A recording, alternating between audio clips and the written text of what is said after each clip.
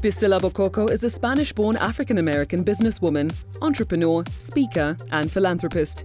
She is the founder and CEO of BBES, the New York-based business development agency that represents, promotes, and markets brands internationally. Naleli Rugege is a fashion designer, performing poet, and stylist. She owns the clothing company The Marion in Kigali, which she started soon after graduating from the Durban University of Technology, South Africa.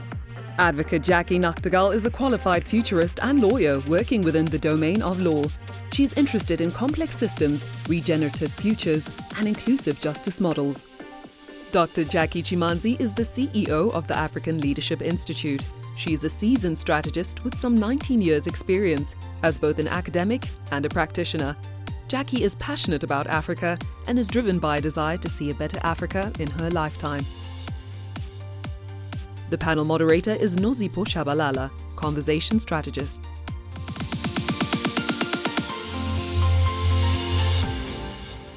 It's a massive congratulations, welcome rather to our panelists as they step into this conversation. This conversation looks at the isolation economy, and we are really looking at the double shift that women are picking up in this economy. Now, we know that with COVID-19, the pandemic has absolutely obliterated old ways of working, and we also know that as companies look to continue remote working models, this has meant that women are having to juggle home and work from the exact same space.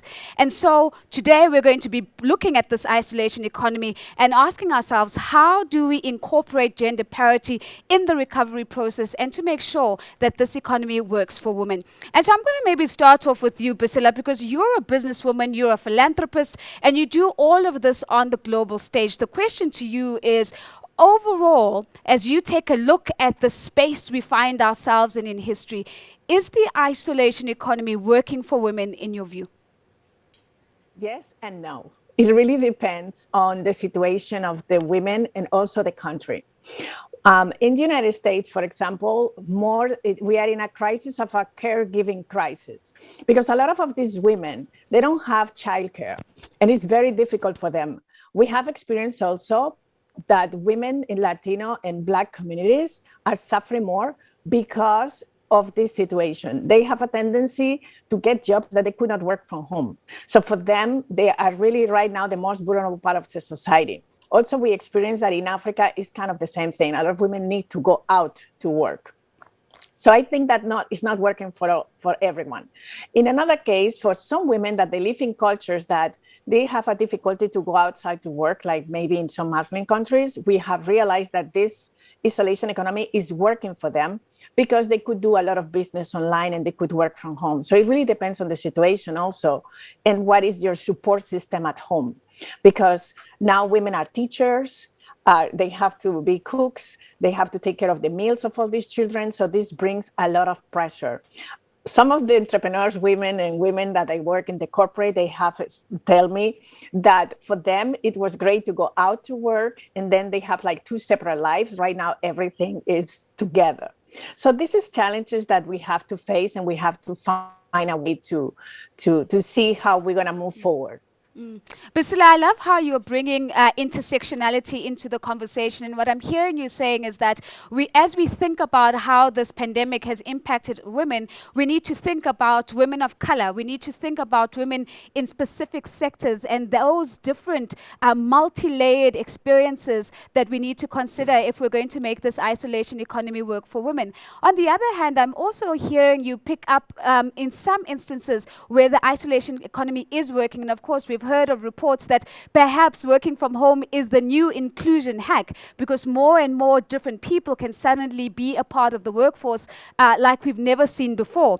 But maybe let me go to Naleli with the next question, because Naleli, even in seclusion, even in an isolated world, we have had to find ways of staying connected in this hyperconnected economy, if you will.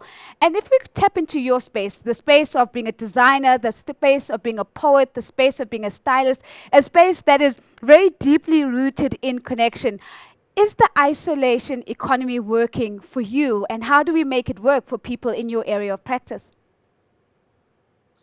Hello, happy Women's Day to all the phenomenal women.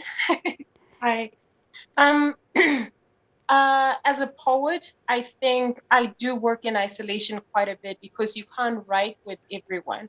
I think when I get asked to perform at events and I'm given a theme and details to work with, I usually work in very quiet spaces. I rehearse in very quiet spaces, and then I have to visualize the audience and crowd and anticipate the reaction that they'll give, the feedback they'll give to know that I'm on the right path and I am harnessing that very deliberate connection.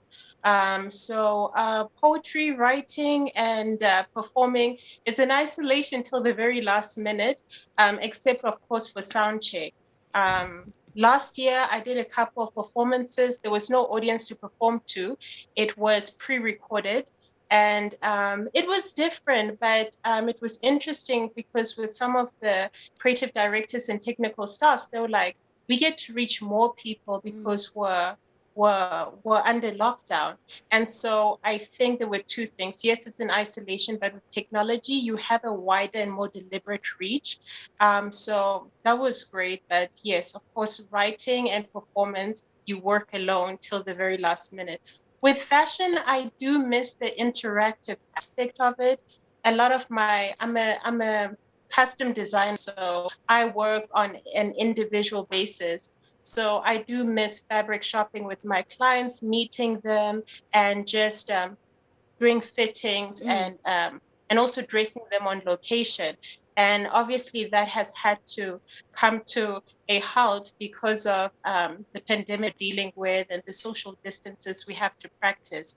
Yeah. So you find creative ways to bridge the gap, online consultation, helping them with their wardrobe, and that seems to help because they're not wearing the same garments. I'm more a luxury designer, so usually like weddings and formal galas, and we don't have a lot of those right now. So I think a lot of my clients have wanted to know how they can just recreate that wardrobe for Yeah. at-home working situations. And I have managed to sort of like put my foot in that door. And it has been interesting, still engaging.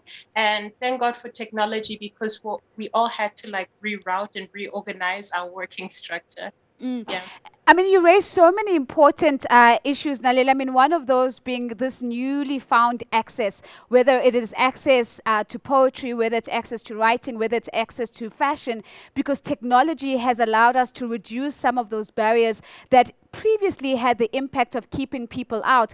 And so to the extent that we're able to tap into those technologies and double click on them, women could be redefining their own participation in the economy in that regard. So I've really loved also some of the opportunities that you say that you are pursuing as well. So I've got two Jackies on the panel. So I'm going to start with Advocate Jackie before I come to Dr. Jackie. And Advocate Jackie, the question that I'd like to bring to you is, if we consider the remote working model and as companies continue to embrace this particular model, are you finding that workplace policies are keeping up? And also I'm keen to hear your thoughts on whether even workplace culture is keeping up with this new way of working. Thank you so much. I think workplace policies and labor laws will be challenged by the actual realities of life post-COVID. You know, our traditional definitions and understandings of concepts such as what is the workplace will have to be reframed.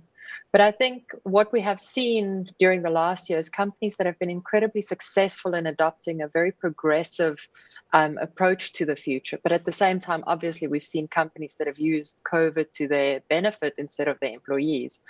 I think that brings me to the greatest challenge that we have, you know, and why I welcome and applaud summits like this and the work that Forbes does in highlighting the role of women who must be at the center of designing the way forward for us. For too long, the decision power, and even in this epidemic response, has been void of the woman voice. And this is also the same in companies. So that means that most of our workplace plans are being made without the sufficient representation of women, which obviously perpetuates the exclusion of women, keeping them in the shadow economy. So I think it's critical as we rebuild post-COVID to not just look at the law, and not just to follow the letter of the law, but to take a critical approach as business into proactively shaping the world we want to see. Like you said, exactly. How do companies shape culture and not just following, but to be the change agents for the societies that we want? And I believe companies can be critical in that. So, I mean, the theme of this International Women's Day is I choose to challenge. And I think we should all say that we choose to challenge companies to be progressive in that, to look at their workplace policies and not just follow what the labor law says, but to look at what is the parental leave policies? Is it gender neutral? Are we placing women solely in the care economy, or are we including men and normalizing their taking time for their children, them taking time to care for loved ones when needed? How flexible is our policies for women who have to juggle many things? What does the representation look like at board and leadership level, and how are we incorporating the voices of our female workforce into our strategies to build post-COVID? I think, and we also have to look at gender pay scales, of course. How transparent are we in shaping this? So I think if we leverage the new way of working, it's got to be a new way of accommodating the woman's voice in the workplace and design a new society around that. I love the call to action and the challenge that you're putting to us, Jack, and you're saying that we've got to design with women at the center. I mean, for the longest time, the view has always been, this is the world of work, women need to fit into it, and if they don't fit into it, we need to fix the woman so that she can be better or become developed. And what I'm hearing you saying is, let's reset the blueprint, let's design from the perspective of having the woman, a woman at the center. But maybe a quick follow-up to you, Jackie, before I go to Dr. Jackie Chimanzi, which is workplace rights. Has the pandemic and the isolation economy in particular changed some workplace rights? What should women be aware of as they now take on this double shift, as they juggle home and they juggle work, despite the fact that they still, of course, are wanting to succeed in the workplace? Are there rights we should be aware of? I think we're very fortunate in South Africa, especially. We've always had very future thinking laws, and especially when it comes to labor, it's been very progressive. And our country has certainly been very transformative in trying to shape society with the laws that we have. So equality and discrimination are obviously at the cornerstone of all of our legislation, including our labor laws.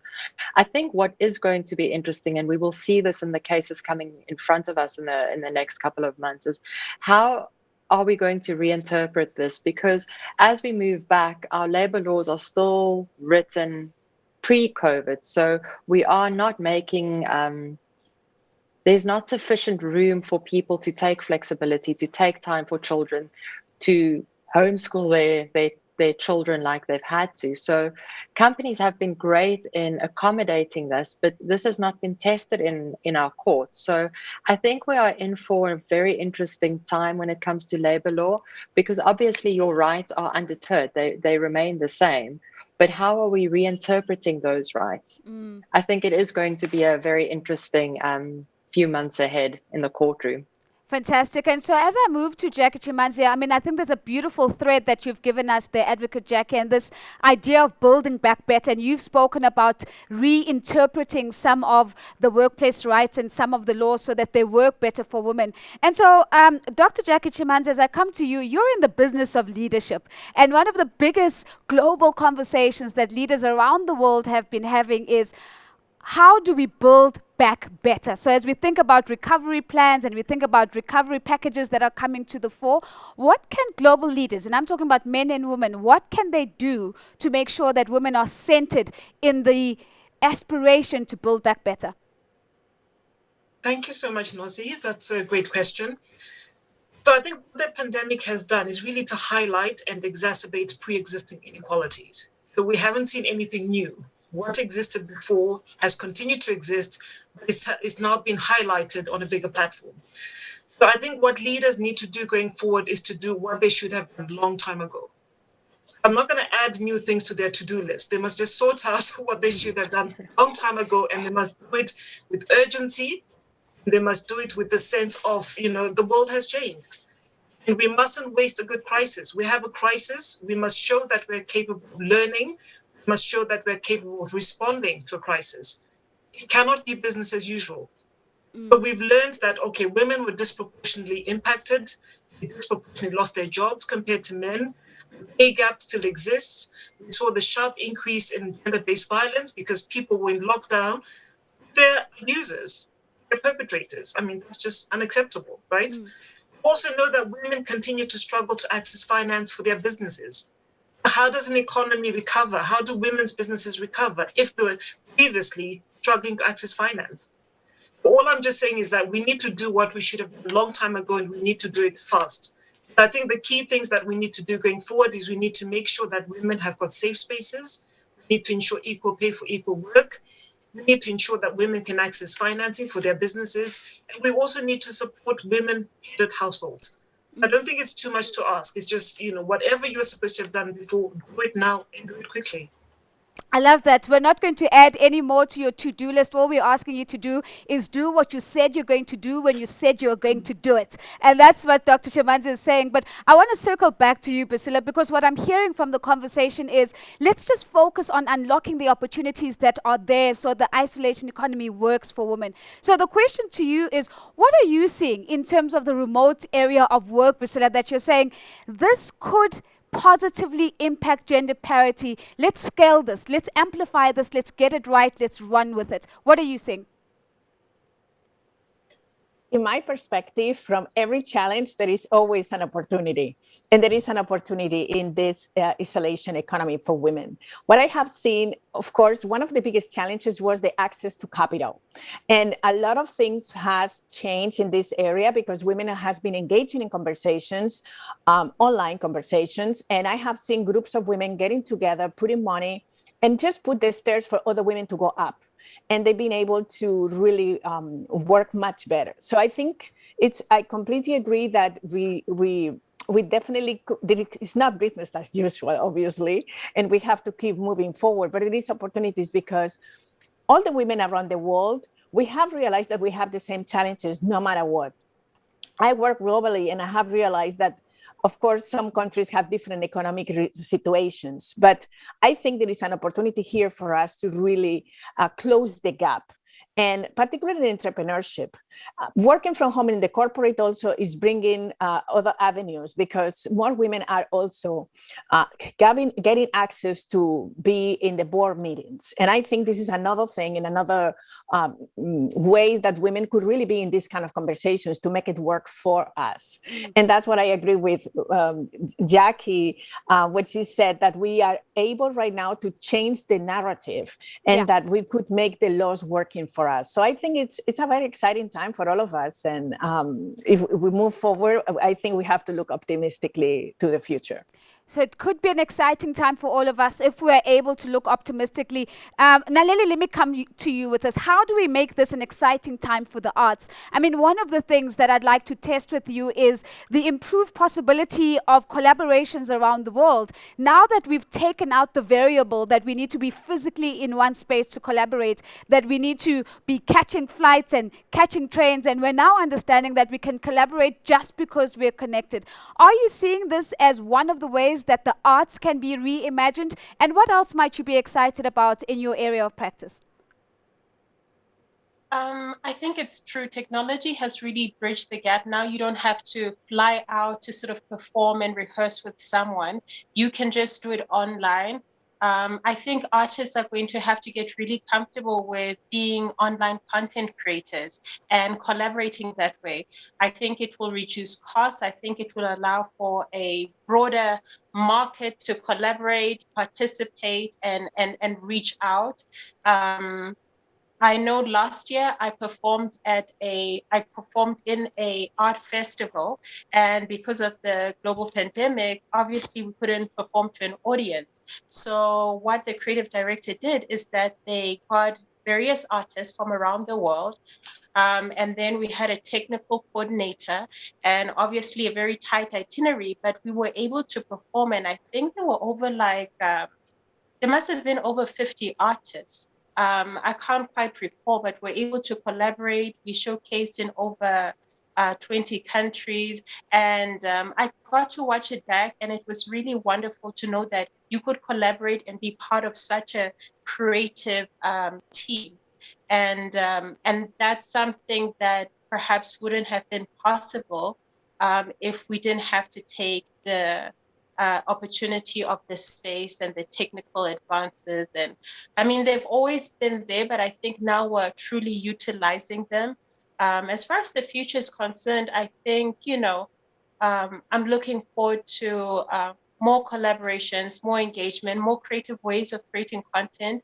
I've started creating content online, something that I wasn't really into. I did, but I think I did it within a team, and now I'm encouraged and inspired to sort of be more hands-on with my own content creation, not just in a company production. So definitely the world is changing, it's shaping itself. I think we're utilizing tools and creative tools that have always been there. And so it's an opportunity also for artists to take leadership, to take lead in their own creative content and content creation. In their own content creation and their own creative development. Yeah. And engage and speak out.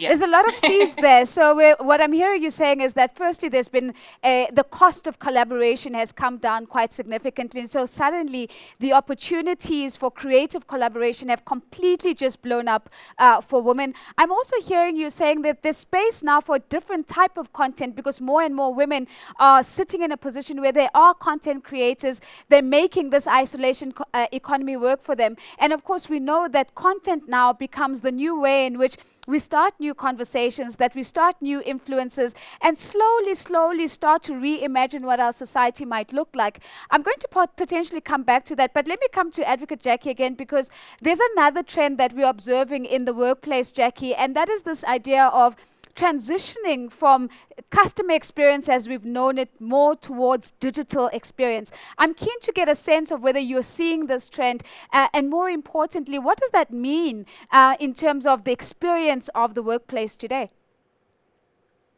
I think COVID has been very generous to us to catapult us into the digital economy. So I mean, we deal with legal cases, and customer experience is incredibly critical to our journey because the law is so traumatic. And obviously, for a long time, we prided ourselves on that face-to-face, that type of care that you can give a client by, empathizing while you are with the person in person. But during COVID, we've redone a lot of our customer journeys, mapping it out and seeing how many digital tools are out there that we can actually leverage and still ensure a similar experience to our clients, and actually in some ways speed up the justice process for them through utilizing these smart tools. And I think that's just from a legal perspective. Friends and people that I know in all industries have had a similar experience. I think we need to move away from this mindset that tech is cold. Tech can be incredibly useful and compassionate if it is used in the right way and it is used in a human-centric manner. If we're using tech to you can easily obviously make something very cold with tech, but I think it is a very valuable tool. And back to the question of the workplace, I mean, we've always predominantly employed women lawyers just because we've always been a flexible organization. So over 75% of our women do work remotely and work flexible times because we realize the complexity of their lives, of you have to go pick up a child or you have to go do that. And that doesn't necessarily mean you can't do your job. You just find a different way of doing your job. And with tech and some digital tools, we've seen that this has actually eased their workflow tremendously. And it's, I think, been a very positive thing if we use tech for good. I don't know if that answers your question. Yeah, it does. I think it's a fantastic answer. And in fact, one of the things that you've highlighted is what we haven't quite touched on in the conversation. We've touched a lot about the workspace, but I want to talk a little bit about the home space. And I want to stay with you, Jackie, on this, because I mean, you say your firm has a history and a tradition of predominantly hiring women. And when I think about the narrative that, we need to be flexible so that we accommodate women, what do you think it would take for it to be the norm that people who work also have families, are also caregivers, are also potentially mothers, are also potentially fathers and parents. And so outside of our traditional understanding of what constitutes the workspace, that we might stop thinking that flexibility is something that is outside of the norm. What do you think we've got to do to normalize that we've got home lives and work lives and we try our best to juggle them both? I think, I've always been very passionate that we have to reframe what parental leave looks like and what maternity leave looks like. As a society, we pin care on women. And as long as we do that through laws and it gets reinforced through the way that we raise our children and it gets reinforced by our workplace policies, we are telling women that you are the primary caregiver. And as long as we do that, they're not as, they're not as investable as their male counterparts, because when you employ a woman, you know that she has an extra onus of the care economy that she has to also drive while taking part in the formal economy. So as businesses, if we don't normalize our men taking parental leave, like at Law for All, before paternity leave became a thing, we gender neutralized parental leave. If you have a baby, it should be a choice. Do I take it as the mother, or does my partner take parental leave to look after the baby? We aren't allowing women that choice in society. We are choosing that for them. We are choosing the role of mother for them. We are choosing them as the primary caregiver. And I think unless we change that, women are going to stay excluded from the formal economy because it's easier for men to partake. It's easier for companies to invest in men because they know it's a sure bet that person will be doing the job that they're supposed to, and they don't have any other economy that they have to drive. Sure. I mean, it's such an incredibly good way in which you have put that together. And I want to throw it to Dr. Jackie, because one of the biggest global conversations right now is unpaid care work. And this idea that women take up this responsibility. And what we've done as a society is that when we put up the equation that looks at the value that each partner brings into a family environment, next to care work, we've had traditionally always put a zero because we don't necessarily recognize and value care work. And so maybe the question to you is, before we start changing policies, do we have work to do in our own families and in how we are raising our boy children and how we are having conversations around the dinner table? Absolutely. You know, the statistics are actually quite shocking. Apparently 75% of the world's total unpaid care work is done by women. And occasionally the girl child may help, but less so the husband and less so the boy child. Something fundamentally has to shift. And I think as women, as mothers who are raising boys, we have a responsibility to make sure that we're empowering them to become responsible fathers and responsible husbands. And as some people say, you must raise the kind of man that you would want to marry. But I think, you know, there's a lot of work to do. It's also about breaking down the social constructs of how we think about gender roles, what a man's role is, what a woman's role is. All of those need to be broken down. And it also starts with education, at school, and like I said, in the home. This week, I was very encouraged. My son has an assignment. He's grade 10. They have to write an essay on gender equality versus gender equity. And then they have to talk about the difference, and then they have to talk about what contributions are they going to make to bridge the gap between inequality and equity. I thought that was just so profound. But it also just started a conversation between me and him. What is he going to do more of? How is he going to help me around the house to reduce the burden on me? So I thought it was just a very useful conversation to have. So I think schools also have a very important role to play in this. Fantastic. I mean, I've got less than 2 minutes left of this conversation, and I really want to close it off in a fun way. So I'm going to put you all on the spot, and I'm all going to give you all a challenge. I want you to imagine the busiest street in your city, wherever you might be joining us from. And on the street is a billboard. And the billboard says, an isolation economy that works for women. And you have to complete the sentence. I'm not asking for a paragraph. I'm not asking for an executive summary. I'm asking for a sentence. So, Priscilla, you've got a fantastic smile on your face, so I'm going to start off with you. Where is your billboard and what does it say? It has to start with an isolation economy that works for women. Okay. actually very close to Times Square in New York City. And there is a big panel, and it says installation economy works for women because brings balance between home and the workplace. I love that. It brings balance between home and the workplace. Now, Lily, let's go to you. What does your billboard say? An isolation economy that works for women. An isolation economy that works for women empowers the world and stabilizes our future.